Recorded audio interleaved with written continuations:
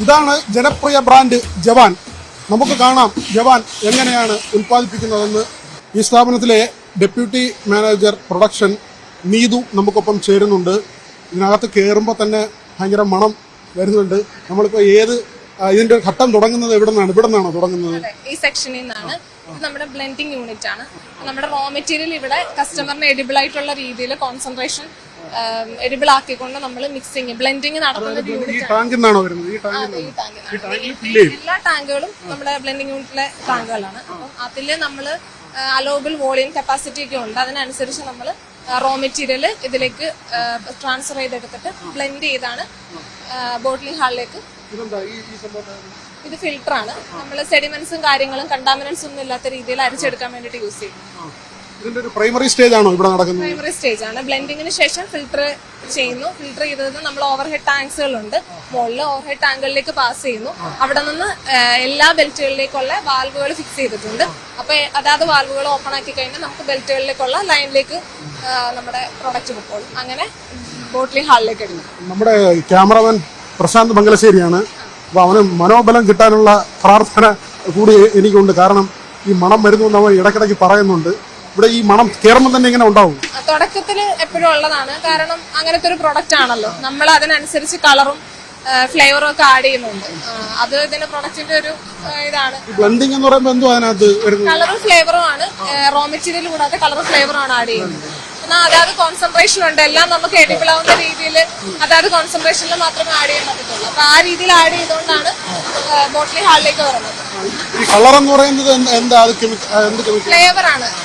നമ്മൾക്ക് പല കളർ എന്ന് പറയുന്നത് പലതുണ്ട്. ഇവിടെ കാരമൽ യൂസ് ചെയ്യുന്നുണ്ട്. പിന്നെ ഫ്ലേവർ ആഡ് ചെയ്യുന്നുണ്ട്. അത് നമുക്ക് ഇതിന് പർട്ടിക്കുലർലി ഒരു ഫ്ലേവർ തന്നെ ഉണ്ട്. യൂണിറ്റ് ആണ് ഇവിടെ. നമ്മള് ഇതെന്താ, എന്ത് മെഷീനാണ് ഇത്? ഇത് ഫില്ലിംഗ് മെഷീനാണ്. നമ്മൾ മാനുവലി ഫില്ല് ചെയ്യാണ്. പിന്നെ വാക്യൂം വെച്ചിട്ട് വർക്ക് ചെയ്യുന്ന മെഷീനാണ്. ആ ടാങ്കിൽ നിന്ന് ഇപ്പുറത്തെ ടാങ്കുകളിലോട്ട് വരും അല്ലേ? ഓവർഹെഡ് ടാങ്കുകളിലേക്ക് വരുന്നുണ്ട്. ഓവർഹെഡ് ടാങ്കുകളിൽ നിന്ന് നമ്മുടെ അതാത് ബെൽറ്റിലേക്കുള്ള വാൽവുകളുണ്ട്. വാൽവുകൾ ഓപ്പൺ ചെയ്യുന്ന ക്രമത്തിൽ അതാത് ബെൽറ്റുകളിലേക്ക് ഫ്ലോ ചെയ്തോളും. കാരണം ഹൈറ്റ് ഡിഫറൻസ് ഉണ്ടല്ലോ. അപ്പൊ ആ രീതിയിൽ ഫ്ലോ ചെയ്തോളും. നമുക്ക് ഫില്ലിംഗ് മെഷീനാണ്. നമുക്കിപ്പോ തൽക്കാലം 2 ബെൽറ്റില് ഫുൾ ബോട്ടിലും ബാക്കി എല്ലാ ബെൽറ്റുകളിലും ലിറ്റർ ബോട്ടിലും ആണ് വെച്ചേക്കുന്നത്. അപ്പൊ നമ്മള് കറന്റ്ലി പ്രൊഡക്ഷൻ സ്റ്റാർട്ട് ചെയ്തിട്ടുണ്ട് ഫുൾ ബോട്ടിലിന്റെ. ഈ 2 ബെൽറ്റുകളിലാണ് ഫുൾ ബോട്ടിൽ കൊടുത്തിരിക്കുന്നത്. ഇതിപ്പോ ഈ പോകുന്നത് എന്താ, ഫുള്ളല്ലേ? ഫുള്ളാണ് പോകുന്നത്.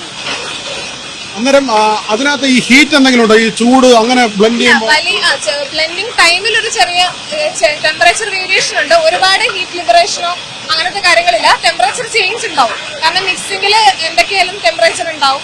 വലിയൊരു ടെമ്പറേച്ചർ ചേഞ്ചോ കാര്യങ്ങളൊന്നും ഇല്ല. ഇത് ഈ വരുമ്പോ എന്ത് കളറിലെ സ്പിരിറ്റ് വരുന്നത്? വൈറ്റ് കളർ, റോ കളറാണ്. അതിന് ട്രാൻസ്പെറന്റ് കളറാണ് സ്പിരിറ്റിന്റെ കളർ. അതിന് നമ്മള് കളറും ഫ്ലേവറും ആഡ് ചെയ്തിട്ടാണ് ഈ രൂപത്തിലാവുന്നത്. നമുക്ക് ആ വെള്ള കളറിലുള്ളത് കുടിച്ചാൽ പ്രശ്നമുണ്ടോ? ഫിറ്റ് ആവുമോ? അതാണ് വളരെ കോൺസെൻട്രേഷൻ കൂടിയതായതുകൊണ്ട് അതങ്ങനെ ഡ്രൈ ആയിട്ട് കഴിക്കാൻ പറ്റുന്ന ഒരു സാധനമല്ല. നമുക്ക് ഹ്യൂമൻ കൺസംഷന് പറ്റുന്ന കോൺസെൻട്രേഷനിലോട്ട് ലാബിലേക്ക് നമ്മൾ റോ മെറ്റീരിയൽ വിട്ടിട്ട് കോൺസെൻട്രേഷൻ അഡ്ജസ്റ്റ് ചെയ്തിട്ട് മാത്രമേ, സ്ട്രെങ്ത് അഡ്ജസ്റ്റ് ചെയ്തിട്ട് മാത്രമേ നമ്മൾ ഇങ്ങോട്ടേക്ക് ബ്ലെൻഡിങ്ങിലേക്ക് എടുക്കത്തുള്ളൂ. ബ്ലെൻഡിങ്ങിലേക്ക് ഫസ്റ്റ് റോ മെറ്റീരിയലിന്റെ കോൺസെൻട്രേഷൻ അഡ്ജസ്റ്റ് ചെയ്ത് മാത്രമേ ബ്ലെൻഡിങ്ങിലേക്ക് എടുക്കത്തുള്ളൂ. പിന്നെ അതിനുശേഷം ബ്ലെൻഡിങ്ങിൽ നമുക്ക് ഒരു സ്പെസിഫൈഡ് പ്രൊസീജിയേഴ്സ് ഉണ്ട്. അതിനനുസരിച്ച് കോൺസെൻട്രേഷൻ കുറച്ച് ഹ്യൂമൻ കൺസംഷന് പറ്റുന്ന രീതിയിൽ മാത്രമേ ലൈനിൽ വിടത്തുള്ളൂ. പ്രൊഡക്റ്റ് സീൽ നമ്മൾ ഈ ബോട്ടില് അങ്ങനെ കാണിക്കുമല്ലോ, ഇത്ര ശതമാനം, 44%. അതെന്താ ഇത് സംഭവം? ഇത് നമ്മുടെ ഇതിൽ ഒട്ടിക്കുന്ന ലേബലാണല്ലേ? കാണിച്ച് നമ്മുടെ ജവാന്റെ ബോട്ടിലിൽ വരുന്ന ലേബലാണ്. കണ്ടോ? നമ്മൾ സാധാരണ ജവാനൊക്കെ മേടിക്കുമ്പോൾ അതിന്റെ കുപ്പിയിൽ ഒടിച്ചിട്ടുള്ള ലേബലാണ്. ഇതൊക്കെ വേറെ പ്രിന്റ് ചെയ്ത് കൊണ്ടുവരുന്നതല്ലേ? നമ്മൾ ഓർഡർ ചെയ്തേക്കുന്നതാണ്. പ്രിന്റ് നമ്മൾ ഇവിടെ തന്നെ ചെയ്യുന്നതാണ്. പ്രിന്റർ എല്ലാം ഇവിടെ അവൈലബിൾ ആണ്. ഇവിടെ തന്നെ ചെയ്യുന്നത്. ഇതിന്റെ അടപ്പ് ഇവിടെ വയ്ക്കുന്നത്? അടപ്പ് ഇങ്ങനെയാണോ? അതിലൊരു അവിടെ വെച്ചിട്ട് കറക്റ്റ് ആയിട്ട് ഫിൽ ചെയ്യുന്നു. അതിനുശേഷം ഒരാൾ അവിടെ ഇരുന്നിട്ട് സീൽ ചെയ്ത് വിടും. ക്യാപ്പ് ചെയ്ത് വിടും. അതിനുശേഷം ഡയറക്റ്റ് വന്നിട്ട് സീലിംഗ് മെഷീനിൽ 2 പേര് നിൽക്കൊണ്ട് സീൽ ചെയ്ത് പോവാണ്. നിങ്ങൾക്ക് ഇങ്ങനെ എപ്പോഴും മണം അടിക്കുമ്പോൾ എന്തെങ്കിലും തോന്നുന്നു? നമ്മള് യൂസ്ഡ് ആണ്. ആദ്യത്തെ കുറച്ച് ദിവസങ്ങളിലുള്ള ബുദ്ധിമുട്ടുകളേ ഉള്ളൂ. കണ്ടിന്യൂസ് നിൽക്കുന്നതുകൊണ്ട് യൂസ്ഡ് ആണ്. അങ്ങനെ ഒരു കല്യാണം കഴിച്ച ആളല്ലല്ലോ. അല്ലല്ല. ചില വീടുകളിൽ ചെല്ലുമ്പോ ഈ സ്ത്രീകൾ പറയുന്നത് ഭർത്താവ് കുടിച്ചിട്ട് വരുമ്പോഴേ സ്മെല്ല് ഭയങ്കര, നിങ്ങൾക്ക് വലിയ പ്രശ്നം ഉണ്ടാവില്ല? നമുക്ക് ഇപ്പം അറിയുന്നില്ല. ഇപ്പൊ നമ്മള് പുറത്തോട്ട് ഇറങ്ങുമ്പോൾ മറ്റുള്ളവർക്ക് അറിയുന്നുണ്ടോന്ന് അറിയില്ല, നമുക്ക് അറിയുന്നില്ല. ഇവിടെ ഒരു ദിവസം എത്ര ബോട്ടിലാണ് ഉണ്ടാക്കുന്നത്?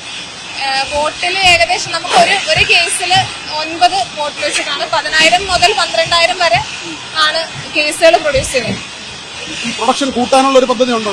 പ്രൊഡക്ഷൻ കൂട്ടാൻ കറന്റ്ലി പദ്ധതികളുണ്ട്. അതിന്റെ ഭാഗമായിട്ടാണ് നമ്മൾ 750, അതായത് ഫുൾ ബോട്ടിൽ ഇറക്കിയിട്ടുണ്ട്. 2 ബെൽറ്റിൽ ഇപ്പം ട്രൈ ചെയ്ത് തുടങ്ങിയിട്ടുണ്ട്. ഗ്രാജുവലി പ്രൊഡക്ഷൻ കൂട്ടുന്നതാണ്. നമ്മളത് പറഞ്ഞിട്ട് 44%, അതെന്താ ഒന്ന് പറഞ്ഞു? 42%, 43%-ത്തിനകത്താണ് വരുന്നത്. അതെന്ന് പറഞ്ഞു കഴിഞ്ഞാൽ നമ്മള് ഇതിൽ ഈറ്റയിൽ ആൽക്കഹോളാണ് കണ്ടത്. ആ ഈറ്റയിൽ ആൽക്കഹോളിന്റെ വോളിയം, പെർസെന്റേജ് ബൈ വോളിയം ആണ്. ഇവിടെയാണ് ഇത് ബോക്സിലാക്കുന്നത് അല്ലേ? അതെ, എല്ലാ പ്രോസസ്സും ഇവിടെ തന്നെ നടക്കും. അതെ. ഫസ്റ്റ് നമ്മൾ കണ്ട യൂണിറ്റ് അത് ബ്ലെൻഡിംഗ് ആണ്. അതിന് മുന്നേ വെയർ ഹൗസ് ഉണ്ട്, അവിടെയാണ് റോ മെറ്റീരിയൽ സ്റ്റോറേജ്. പിന്നെ ഇവിടെ മുതലാണ് പ്രോസസ് സ്റ്റാർട്ട് ചെയ്യുന്നത്. DNA ബ്ലെൻഡ് ചെയ്യുന്നു.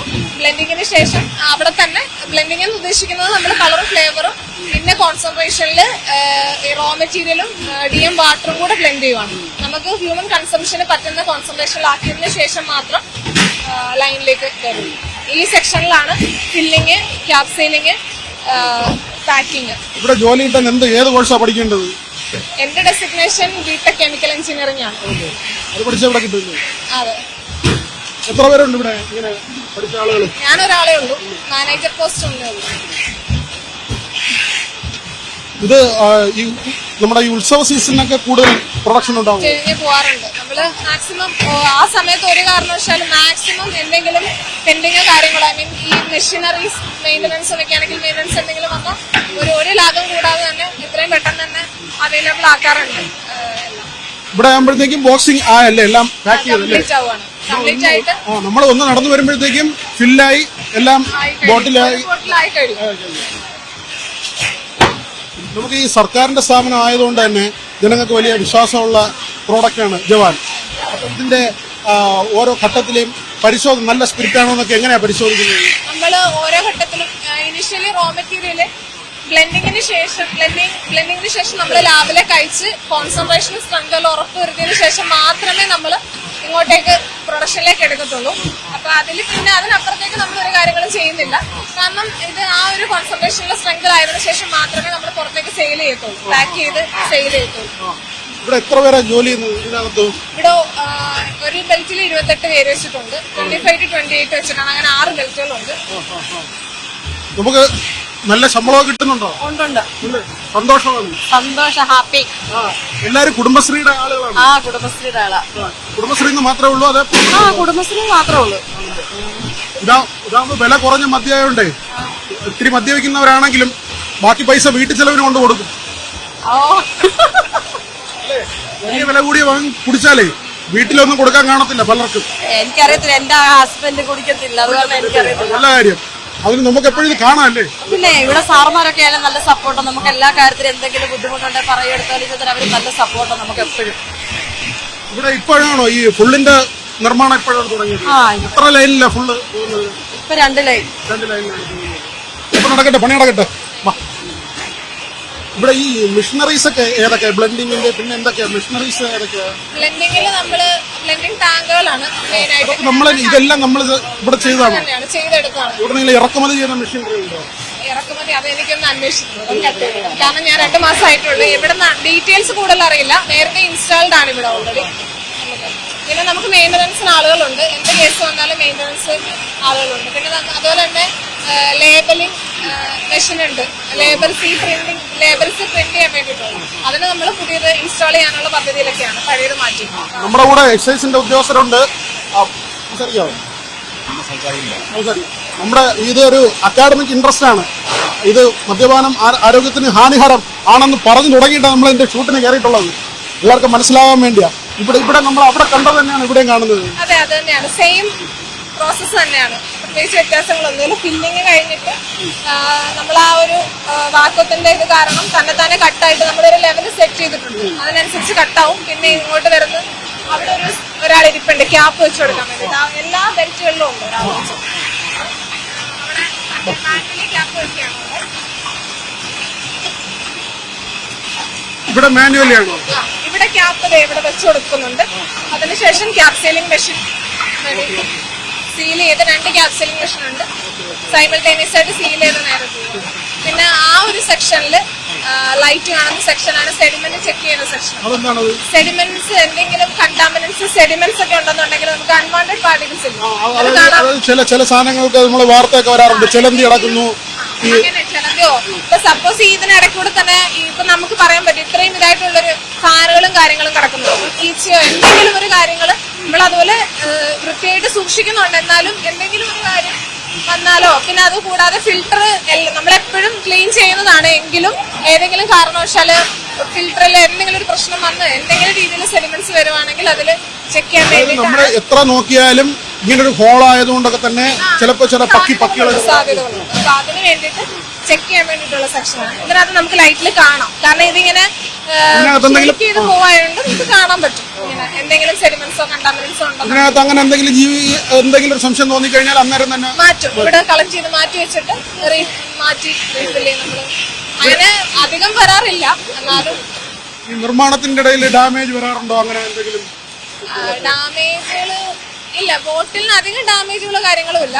പിന്നെ സീലിംഗ് മെഷീനിലൊക്കെ ചില സമയത്ത് കംപ്ലൈന്റ് വരുന്നത് നമ്മൾ അപ്പൊ തന്നെ സ്റ്റോപ്പ് ചെയ്ത് മെയിൻ്റനൻസിൽ ആളുകളുണ്ട്, അപ്പൊ തന്നെ മെയിൻ്റനൻസ് കഴിഞ്ഞിട്ട് സ്റ്റാർട്ട് ചെയ്യും. നിങ്ങൾ നീതുവൊക്കെ എപ്പോഴും ഇവിടെ ഇൻസ്പെക്ട് ചെയ്യാൻ വരുമോ, അങ്ങനെ നോക്കാൻ വരുമോ? നമ്മള് അവറിലേക്ക് വരും. അവറിലാണ് 1.5 hourലേക്ക് എപ്പോഴും വന്നുകൊണ്ടിരിക്കും.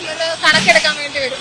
പിന്നെ സൂപ്പർവൈസേഴ്സ് ഉണ്ട് ഹാളില്, 3 പേരുണ്ട്. അവരാണ് മെയിൻ ആയിട്ടെല്ലാം നോക്കുന്നത്. നമുക്ക് റിപ്പോർട്ട് വരുന്നത് അവരാണ്. ഞാനും എന്ത് കാര്യങ്ങളുണ്ടെങ്കിലും ഉടനെ തന്നെ ഞാൻ വരും. പഠിക്കുന്ന സമയത്ത് ഇങ്ങനെ ഒരു ആഗ്രഹം ഉണ്ടായിരുന്നു, ഇങ്ങനെ ഒരു സ്ഥാപനത്തിൽ ജോലി ചെയ്യണമെന്നുള്ള ആഗ്രഹം ഉണ്ടായിരുന്നു? തീർച്ചയായിട്ടും. ഇങ്ങനത്തെ ഒരു സ്ഥാപനം എന്നല്ല, ഇങ്ങനെ ഒരു കാരണം നമുക്ക് ഒരു പ്രൊഡക്ഷൻ പ്ലാന്റ് ആണ് ഇത്, കെമിക്കൽ പ്രൊഡക്ഷൻ പ്ലാന്റ് തന്നെയാണ്. അപ്പം അങ്ങനത്തെ ഒരു പ്ലാന്റിന്റെ ഇൻചാർജ് ആയിട്ട് ഇരിക്കുന്നതിൽ സന്തോഷമുണ്ട്. നമുക്കിവിടെ ഘട്ടം ഘട്ടമായിട്ട് ഇപ്പോ നവീകരണങ്ങളൊക്കെ വരുന്നുണ്ട്. പുതിയ ടാങ്കുകൾ വന്നു, ഇനി സേഫ്റ്റി മെഷേഴ്സ് കൂടുതൽ വരാൻ പോകുന്നു. അപ്പൊ അതൊക്കെ നല്ല കാര്യമാണ്. അതിനൊക്കെ ഉള്ള ഇനിഷ്യേറ്റീവ് കൂടെ എടുക്കും. തീർച്ചയായിട്ടും എടുക്കും. ഇനി ലാബിലും ഗ്രാജുവലി നമുക്ക് ലാബ് സെറ്റപ്പ് ഒക്കെ ചെയ്യുന്നതിനുള്ള കാര്യങ്ങളൊക്കെ ചർച്ചയിലാണ്. അപ്പോൾ ഉടനെ അങ്ങനത്തെ കാര്യങ്ങളെല്ലാം പ്രൊസീഡ് ചെയ്യുന്നുണ്ട്.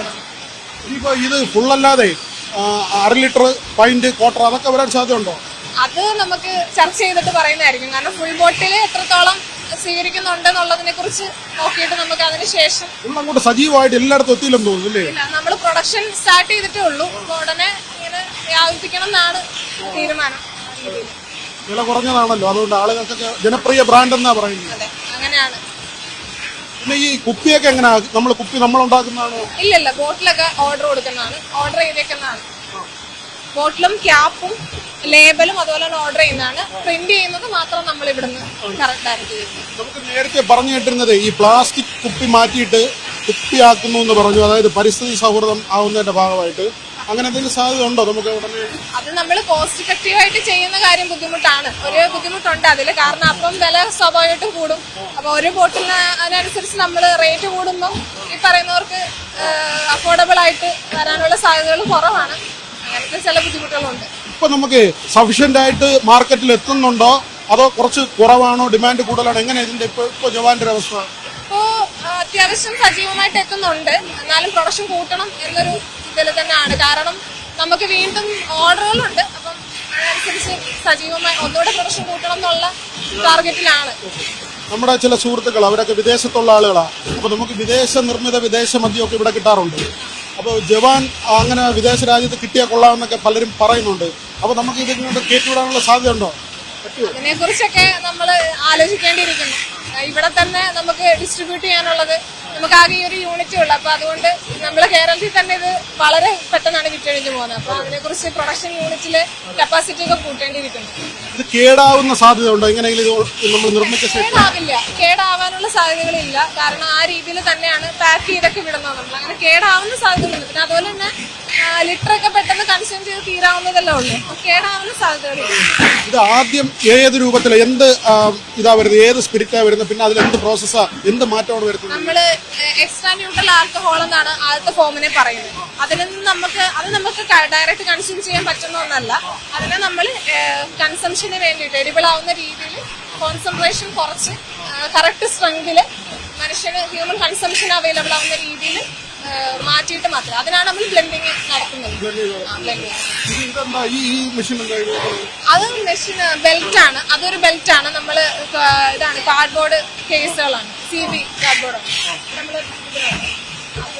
ഇത് എല്ലാ ലൈനിലും ഒരേ പ്രോസസ്സാണ് നടക്കുന്നത്? സെയിം ആണ്, വ്യത്യാസങ്ങളൊന്നും. നമുക്ക് എത്ര ലിറ്റർ പെർ ഡേ വേണ്ടി വരിക സ്പിരിറ്റ് ആണെങ്കിൽ ഒരു ദിവസം? സ്പിരിറ്റ് ഒരു ദിവസം അത് ഞാൻ കറക്റ്റ് പറയാം. സ്പിരിറ്റ് ഒരു ദിവസം നമ്മള് ഏകദേശം 1,00,000 ബോട്ടിലുകളൊക്കെ വിടാറുണ്ട്. 1,00,000 ബോട്ടിലിൽ വിടുന്ന കേസിൽ, അതായത് 1,00,000 ലിറ്റേഴ്സ് എന്ന് നമ്മൾ പറയാം. 1,00,000 ലിറ്റേഴ്സിനടുത്ത് മൊത്തത്തിൽ പോകുന്നുണ്ട്. അപ്പൊ അത് ഒരു 2:3 എന്നുള്ള രീതിയിലാണ് സ്പിരിറ്റും വാട്ടറും കൂടെ പോകുന്നത്. ആ ഒരു റേഷ്യോയില് സ്പിരിറ്റ് ആവശ്യമായിട്ട് വരുന്നുണ്ട്. നമ്മുടെ ശാസ്ത്ര ലോകം ഇത്രയും പുരോഗമിച്ച് വളർന്നു, പിന്നെ എന്തുകൊണ്ടാണ് ഈ സ്മെല്ല് മാറ്റാത്തത്?